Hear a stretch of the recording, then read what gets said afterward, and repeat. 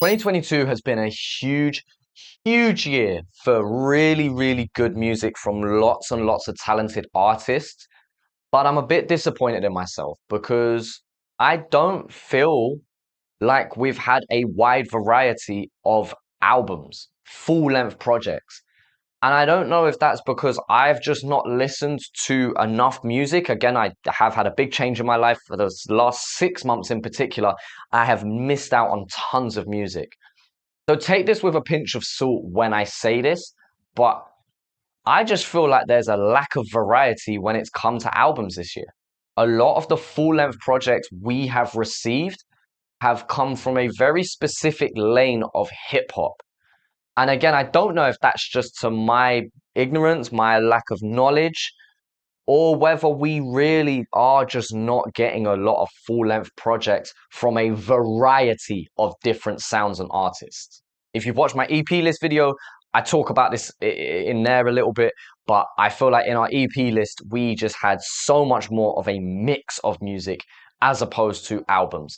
And I want to ask that question, but we'll do that at the end of the list. Now we are straight in with number 5, and this is Flows De Leone, I Rap Sometimes Volume 2. This is a good project. And that's why I say full stop. It's a good project. Like, is it a well beater? No. Do I prefer family over fame? Yes. But I do really love where Flows is at in his life and the headspace he's at and what he talks about in this project. That on a real life one, I love more than anything. And that's one reason why I really appreciate this project. I'm just so glad that the guy is just doing well, just doing better and appreciating other things in his life. It's a mature project. It's showing a sign of growth. It's showing a sign of, look, there's more to life than XYZ. And that's something I can really look up to and appreciate. When I think of flows, I think of someone who is able to storytell very well, someone who is arguably more honest than any other rapper in this scene. And he delivers on that still, he delivers with that. But he also adds an extra few things to the mix here. I mean, I've not heard flows on drill before. I've definitely not heard him on an Afro beats, Afro swing type instrumental before, never in my life. And again, that was a very welcome surprise. When we think of flows, we think of that deep, boomy voice of his over rap. And he's delivered on different types of hip hop within here and different sounds within this project. And it's a mildly versatile project from that perspective. I do think that there are definitely tracks in here that didn't need to be there. As this is a 15-track project, I definitely feel like it could have been a 10-track project and been very solid and probably better off as that. A lot of people's criticism is him talking about the same subject matter and the same instances across these 15 tracks. And I can understand where they're coming from. I challenge them this way. Would you rather hear someone talking about real life stuff over and over again versus the same old bullshit that the actual person has never been through? If you weigh it up like that, I definitely rather listen to Flows and what he goes through. But I can understand the criticism, and I think that's just due to an ever so slightly bloated track list. Not that 15 tracks is too much for a project. I think just 15 tracks was too much for this project. Regardless, still a very strong project from Flows. And yeah, nothing but love for the guy. And at number 4, we have Wombat's What Death Tastes Like. This is the only album we got from Wombat this year. I know at the end of last year, I'm pretty sure he said he was going to drop up to 3 projects. So I know he's still sitting on tons of music. And I would much rather hear one project a year from Wombat that is refined and polished over dropping a ton of work that may be rough around the edges. I say that because Wombat has always been rough around the edges. Wombat has never had the most polished style. Wombat has never had the most clean and professional feel to his music. But I think that is why so many of us love Wombat, because he's able to capture this raw energy better than most other artists can. When we think of Wombat, we often think of the guy that has the just untold ability to rap, rhyme off multis, double time, transition between flows so well, and all of these rapping elements. He is arguably one of the best, if not the best, in some people's eyes in this country. and I'm not mad at that statement. What I really want Wombat to slowly work on is his songwriting ability and his artistry, should I word it. I word it as artistry because Wombat is one of the best rappers. That doesn't necessarily make him one of the best artists. He has some tracks in here that are good and some hooks that are catchy, but I feel like it lacks the replay value to a wider audience because of how raw and just rap based it is. And that is a very subjective opinion because there are plenty of people that will rinse this album. No doubt their Spotify Wraps had this as their number one and they were in Wombat's top five at least. You know what I mean? Like, or had Wombat in the top five, should I say. I feel like there's loads of people that love Wombat and I really do enjoy Wombat too. But I feel like I would enjoy this project more if it just had that extra layer of polish. Like this is Wombat's most refined work by far. And I want him to continue in that direction because I really do feel like it would benefit him. And again, that's my opinion. That's my taste. And I'm sure there'll be plenty of people that disagree. Wombat himself may disagree. And at the end of the day, that's just my opinion. You do what you want, brother. It's your life. Just personally, I feel like that extra layer of, I keep saying extra layer, but that extra layer of just artistry and professionalism will go a long way in someone like me anyway. Just being able to listen to this project without it melting my brain because it is difficult to listen to because of how intense it is. And it's a testament to how good his lyricism is. It's a testament to how he can go hard on a track and really send it. But that doesn't always make for the easy listening. Now, if Wombat doesn't want to go down the easy listening route, fair enough. I fully understand. And I always say an artist should play into their strengths rather than spreading themselves too thin. And from that perspective, I'm telling myself to shut up. Wombat, keep doing what you're doing. A little bit of me thinking out loud here, but I hope people can take what they want from that statement. At number 3, we have Cogs Forever Underrated. This is my favorite Cogs project by far. I enjoyed Soraland, but this just shits all over it, and I love it for that reason. I think this is by far Cogs' most polished project. I feel like this is the most mature version of Cogs that we have had. Paired by some beautiful cinematic visuals that he worked with Ideal for this. Shout out Ideal. I know that they pumped out these videos in a very, very short space of time and have done a great, great job with them. I like this project a lot. My only criticism of this project is a very similar one to Wombat's, which is it can melt my brain with how good you are at rapping. I would say the reason I put this above the Wombat one is because it has that layer of songwriting in it. It does have much more cleaner hooks. It's the first time we've heard Cogs do any kind of melodic type of vocal, at least from my understanding anyway. And I feel like that goes a very long way with this project. The hooks like Until I'm Gone, Less Alone, Ideal when he features on Asleep in a Car, like those tracks and the hooks that they bring with that is yeah, it goes a very long way with this project. It just saves this project from being a mixtape where we've just got loads of bars on. It actually makes it so we've got some songs on here, and I've seen Cogs perform it live. I was very pleasured. Pause. I had the pleasure of supporting him at his Sydney show, and yeah, you could see people notice shit. Like, and there is just something different about people singing at a live show. There's something different about an audience singing back to you over rapping back to you. And this is coming from the rapper who can't sing, you know. And so, yeah, it's a very good project from Cogs. I do like it, and yeah, I feel very comfortable that this is third in my list. Number 2 in my list goes to Indigo Merkaba with Manifestation. You understand that reference if you know this album. This is my favorite project from Indigo. It seems to be a theme in this list. No, it honestly is. This is a very, very, very good project by Indigo Merkaba, and it's by far the most refined version of him. I am so glad he spent more than 5 minutes making this album. Like, what we know Indigo can drop project after project after project, and we know that the quantity that he can bring to the table is second to none. There is very, very few people in this world that can work at the work rate that he does. But my God, I appreciate the fact that he was able to spend a little bit of time on this and go through a bit of a troublesome process with Nebs and Deezer and debating what should go where and should this be here and but at the end of the day, that didn't go amiss, and that extra layer of care has been noticed. It really, really goes a long way for him.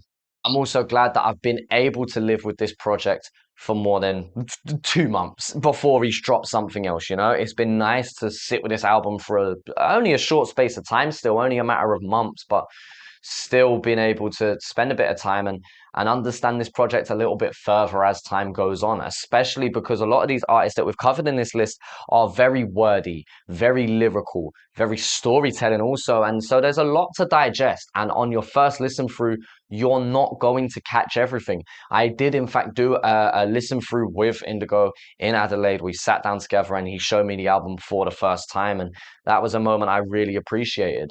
I feel like Lauren Greco brings two of my favorite tracks from this project to life. And it really makes me wonder what a joint project would sound like with them. Shout out Boffa, who did do a joint project with Greco, and that was really strong in its own right.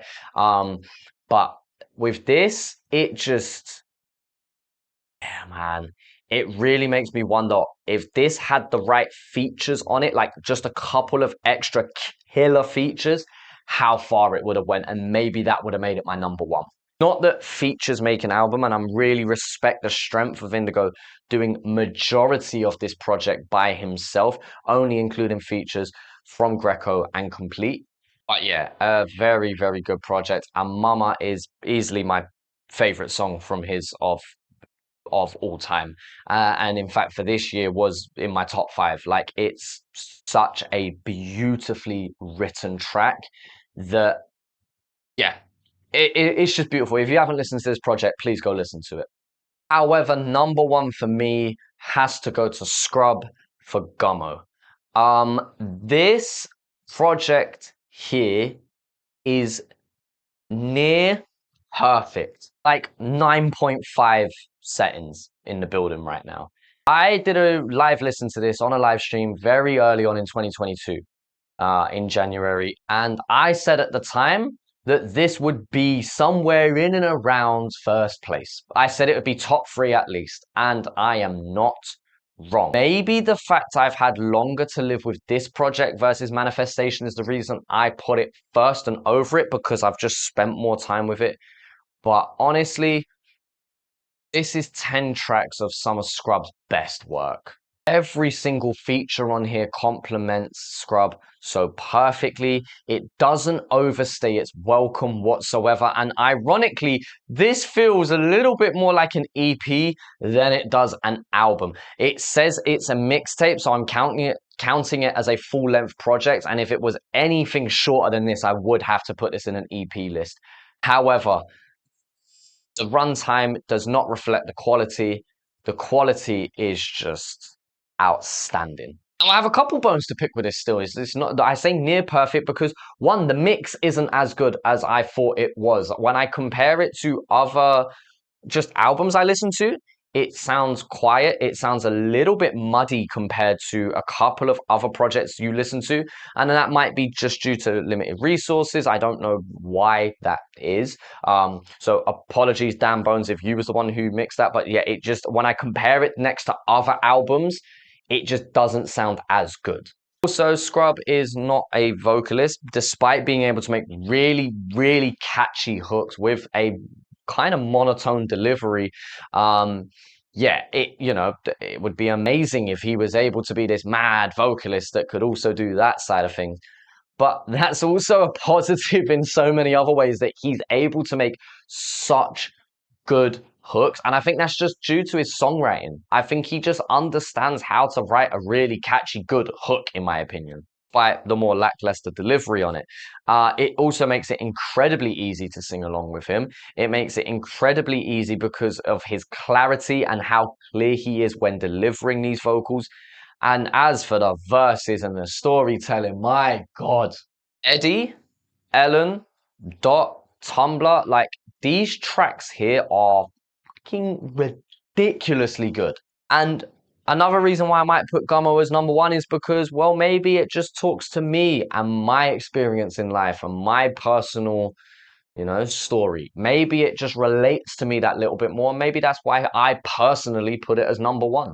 Scrub does do that, and that's just how I feel. I feel very comfortable with putting it number one. It's an incredible project from an incredible artist, from an incredible person who I'm still yet to meet. Um, but yeah, I got a lot of love for Scrub, and I really, really do think that this project is very, very strong. Oh yeah, here's our list. And yeah, honorable shout out to Free Souls, by the way. They dropped their Drill Souls project, but it was only like a week before I made this list. I was like, have I spent enough time to really take in this project? I will say, as opposed to my criticisms that I'm going to drop in a moment of kind of myself, it is a more versatile project, probably the most versatile project on this list. But yeah, I do believe the other the words. I do believe that the other albums should be up here. But yeah, that's what the list looks like. And as I said, I feel like I've only taken in this lane of music when it comes to albums. And when we look at these artists, like you can kind of see what group we're looking at. Very talented lyricists, very talented storytellers, and some of the best rappers in the country. But I feel like I've not taken in any full-length R&B projects. I don't feel like I've taken in any full-length vocalist projects. Like yeah, I kind of have an issue with that. I am an albums man. I live for projects. Okay, as much as I love a playlist and singles from time to time, on a regular basis, I will listen to an album in the order that it is track listed over a playlist on Spotify. Like that's just me and how I like to take in music. And I feel like I have not listened to enough full length projects from Australia this year.